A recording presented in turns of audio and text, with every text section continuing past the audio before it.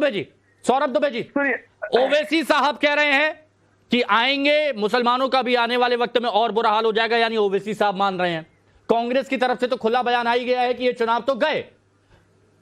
किदवई साहब ने पहले ही कह दिया है कि चुनाव आयोग पर भरोसा नहीं है, इलेक्शन कमीशन पर भरोसा नहीं है, मैनिपुलेट करते हैं, चुनाव गलत हुए हैं। सैयद जावेद साहब ने भी ये बात कह दी है कि भाई बहुत गड़बड़ी यहां पर की गई है। तो पहले ही ये सारी चीजें अब जब क्लियर हो गई हैं तो मतलब विपक्ष ने सेट कर लिया है कि 4 तारीख को भरोसा ही नहीं है वो रिजल्टों पे उन्हें। दुबे जी, देखिए, ये जो कांग्रेस और विपक्ष के लोग हैं, इनके ऊपर बस यही बात कह सकते हैं कि जी बहुत चाहता है सच बोलो, बट क्या करें, हौसला नहीं होता। अब इनको पता है कि जिस बात को लेकर के जनता को गुमराह कर रहे थे, प्रोपोगेंडा चला रहे थे, फेक नैरेटिव फैला रहे थे, अब वो तारीख नजदीक आ गई है, 4 तारीख। अब ठीक 4 तारीख जब नजदीक आ रही है तो इनको सच्चाई पता होने के कारण कांग्रेस जो है आज जो एग्जिट पोल आने वाले हैं उससे पहले ही भाग गई है। अब उल्टा इनके अंदर क्या घमासान चल रहा है। आज इन लोगों ने बैठक की, सुबह सुबह कांग्रेस पार्टी ने अलग, आरजेडी वालों ने अलग, कि भैया अब ये हार का ठिकरा किसके ऊपर फोड़ा जाए गठबंधन में, हम अपनी पार्टी के ऊपर तो फोड़ेंगे नहीं। तो ये एक दूसरे के ऊपर हार का बैठक के अंदर की जानकारी कहां से मिल गई दुबे जी? नहीं, बिल्कुल अंदर की जानकारी दे रहा हूँ, दुरुस्त जानकारी दे रहा हूँ कि हार का ठीकरा फोड़ने के लिए ये आपस में बैठक बुला रहे हैं। जिस प्रकार से अभी समाजवादी पार्टी के प्रवक्ता यहाँ पर चुनाव आयोग के ऊपर आरोप लगा रहे हैं, मैं ये कहूंगा इस चुनाव के बाद कोई ये लोग एक ऐसा प्रस्ताव रखें सारी पार्टियां मिलकर के कि अगर आप इलेक्शन में या तो जाइए मत, इलेक्शन जब जाते हैं तो वहां पर झूठा प्रचार करिए मत, हम चुप करके आ रहे हैं, और जब हार जाए, सुन लीजिए, जब हार जाए तो उसके बाद आप चुनाव आयोग पे अगर कोई पार्टी आरोप लगाए तो उसके खिलाफ एफआईआर की जाए, उसके खिलाफ कड़ी कार्रवाई की जाए। अच्छा ठीक है रंगरेज भाई, दीक्षित साहब सुन लीजिए, दीक्षित साहब आपने बिल्कुल सही बात करी। इस देश की जनता जो इतनी टेम्परेचर में खड़े होकर के जो वोट कर रही है उसको क्या विश्वास नहीं होना चाहिए चुनाव आयोग पे? ये क्या जनता के ऊपर प्रश्न चिन्ह लगा रहे हैं? ये नेता कुछ भी टेलीविजन पे बोल देते हैं चुनाव आयोग। रंगरेज भाई मेरे को ये बताइए, क्या आप भी मानते हैं चुनाव आयोग की तरफ? एक मिनट प्लीज प्लीज प्लीज, बहुत इंपॉर्टेंट पॉइंट, बहुत इंपॉर्टेंट पॉइंट, प्लीज प्लीज, मैं नहीं चाहता कि यहां पर इस तरह की बहस हो। रंगरेज भाई मेरे को ये बात बताइए, आपका और एआईएमआईएम का पक्ष क्या है? इलेक्शन कमीशन पर भरोसा है या नहीं है?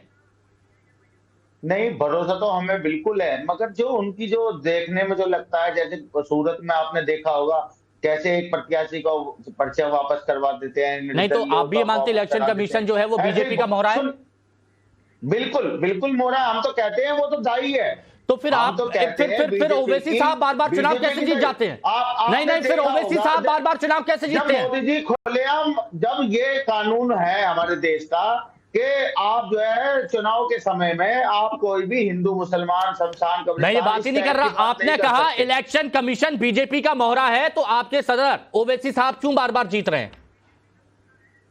अरे जनता जिता रही है भैया, जनता वहां जनता जिता रही है और बाकी जगह इलेक्शन कमीशन हरा रही है। आप ये बताइए, जब माधवी लता थी क्या उनका राइट बनता था कि वो महिलाओं के बुर्का? अरे मैं ये बात ही नहीं कर रहा, मुझे बस ये बता दीजिए, आपके ओवैसी साहब जीत रहे हैं तो उन्हें जनता जिता रही है, लेकिन बाकी जगह अगर कोई हार रहा है तो वहां इलेक्शन कमीशन हरा रहा है। ये दोहरे मापदंड क्यों?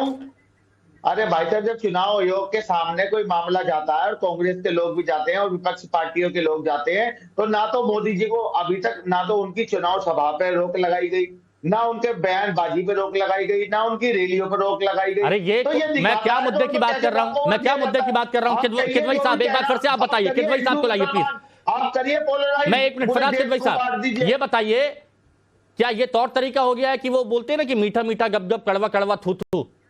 नहीं, देखिए हिमांशु जी, क्या है कि एक जिम्मेदार नागरिक होने के नाते अगर कोई भी संस्था, कोई भी ऑर्गेनाइजेशन अगर कुछ कहीं पे गलत काम कर रही है तो उसको हमको उठाना पड़ेगा और उठाना चाहिए। फिर से मैं बोल रहा हूं, आपने इलेक्शन कमीशन पर सवाल उठाया ना? मैं इलेक्शन, सुनिए बात तो मेरी पूरे होने दी। इलेक्शन कमीशन पर मैंने सवाल उठाया और बिल्कुल उठाया और उठाता रहूंगा। चंडीगढ़ मॉडल से बड़ा आपके सामने और क्या? मैं बस ये कहना चाह रहा हूं, मेरे को बस एक बात बताइए, कार्यकर्ताओं के लिए मैं ये पूछना चाहता हूं, आप जनता के लिए ये बात मैं पूछना चाहता हूं, जो लोग 52 डिग्री टेम्परेचर में अपने मताधिकार का इस्तेमाल करने के लिए मतदान केंद्र जा रहे हैं, आप उनसे ये कह रहे हैं कि इलेक्शन कमीशन मिला हुआ है, तो उनके मन में क्या चल रहा होगा कि क्यों जाते हैं वोट देने? जो लोग फिर वोटिंग परसेंटेज कम होगा। हिमांशु जी, जो लोग 52 डिग्री में मेहनत करके काम कर रहे हैं, जो सरकारी कर्मचारी हैं या अधिकारी हैं, वो तो भारतीय जनता पार्टी की सरकार से खुद इतना ज्यादा परेशान है कि भारतीय जनता पार्टी को सरकार को हटाना चाहते हैं। लेकिन इनके जो आका दिल्ली में बैठे हुए हैं, प्रधानमंत्री नरेंद्र मोदी जी को डायरेक्ट रिपोर्ट कर रहे हैं, वो किसी न किसी तरह से हिस्टोरिकल। मुझे बस ये बता दीजिए, आम जनता को आपने क्या संदेश दिया कि आप चुनाव में वोट देने जाएंगे मतदान केंद्रों पर, आपका मतदान जो है वो चुनाव आयोग बीजेपी को दे देगा, कोई मतलब ही नहीं बचता। आप ये कहना चाह रहे हैं इलेक्शन कमीशन पर सवाल उठा दिए, सुरक्षा बलों पर सवाल उठा दिए, ये तो एक अच्छा लोकतंत्र नहीं है ना। फिर लोकतंत्र पर भी आप सवाल उठाते हैं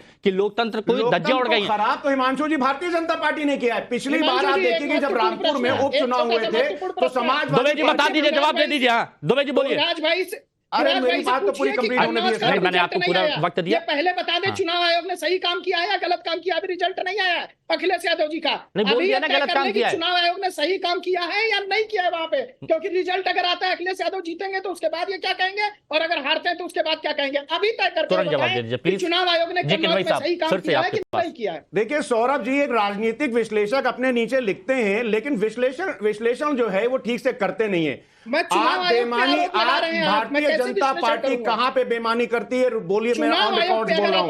नहीं वो सवाल प्लीज, मैं यहां पर जो रहता हूं ना, सुनिए ना किदवई साहब, मैं यहां पर कट टू कट यहां पर बात करता हूं, है ना, इसीलिए मैं कह रहा हूं वो सीधा सवाल था, सीधे सवाल का सीधा जवाब दे दीजिए। सवाल का सीधा जवाब ये हिमांशु जी कि 545 में से 524 या 525 सीट पर ये बेमानी नहीं करेंगे। ये बेमानी कर सकते हैं जहां पे मार्जिन कम होता है। 2022 में बाराबंकी जिले में जो कुर्सी विधानसभा थी, वहां से हमारे प्रत्याशी को इन्होंने 250 वोट से हरा दिया, उनको सर्टिफिकेट नहीं दिया, लाठीचार्ज कर दिया पुलिस ने। रामपुर में जब उपचुनाव चल रहे थे तो जहां पर समाजवादी पार्टी एक बार फिर से लाठीचार्ज अब एक बार फिर से उपयोग होता है जो राकेश त्रिपाठी जी पता चल गया 4 जून को क्या होगा। देखिए सभी लोग एक मत में अपनी बात यहां पर खुलकर रख रहे हैं कि ईसीआई पर उनको भरोसा नहीं है, ईसीआई पर भरोसा नहीं है।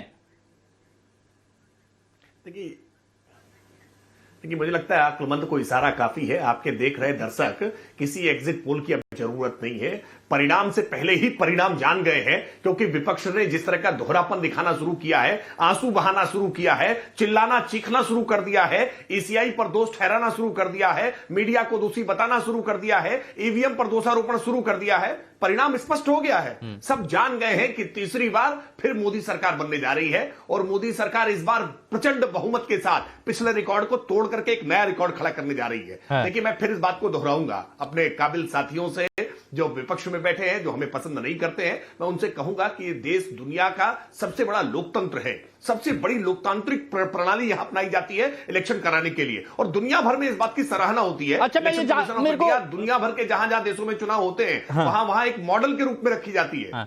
कैसे भरोसा करेंगे ये बताइए, कैसे भरोसा करेंगे रंगरेज भाई, इलेक्शन कमीशन पर कैसे भरोसा करेंगे? इलेक्शन कमीशन का क्या काम है? जब विपक्ष अगर सारी सीटें जीतता है, एआईएमआईएम के सभी प्रत्याशी जीतते हैं, तो फिर भरोसा हो जाएगा? देखिए मैं क्या कह रहा हूं, भरोसा तो हमें जो है इलेक्शन कमीशन पे पूरा है, मगर जो मैं क्या कहना चाह रहा हूं, आप उस पर ध्यान ही नहीं लगाना चाह रहे। लगाता हूं, मैं कह रहा हूं जहां पर बीजेपी अगर मगर की बात मत करिए, या अगर मगर लगा करके या पूरा गुड़गोबर कर देते हैं। आप भरोसा कर रहे हैं तो पूरा भरोसा करिए, और नहीं भरोसा कर रहे हैं तो स्वीकार कर लीजिए। योगी जी ने जब खुलेआम और हेमंत बिश्व शर्मा खुलेआम मंचों से कह रहे हैं हाँ मैं हिंदू मुसलमान करता हूं, उनकी चुनाव मैं तो एक बात कह रहा हूं, इलेक्शन कमीशन की तरफ से आंकड़े भी जारी किए जाएंगे कि कहां कहां पर कितनी कार्रवाई की गई है। सुनिए ना, एक सुझाव है, इलेक्शन कमीशन की तरफ से आंकड़े भी जारी किए जाएंगे, जैसे उन्होंने बताया कितनी नकदी जब्त करी है, बाकी चीजें जो बताई गई हैं, किस किस पर कार्रवाई हुई ये भी बताया जाएगा। मैं तो कह रहा हूं एक आरटीआई भी डालिए आप अपनी तरफ से, आप अपनी तरफ से कोर्ट में भी जाइए कि भाई इन पर क्या कार्रवाई की गई है। ये एक जिम्मेदार नागरिक होने का एक फर्ज है, आप लोग निभाइए। बहुत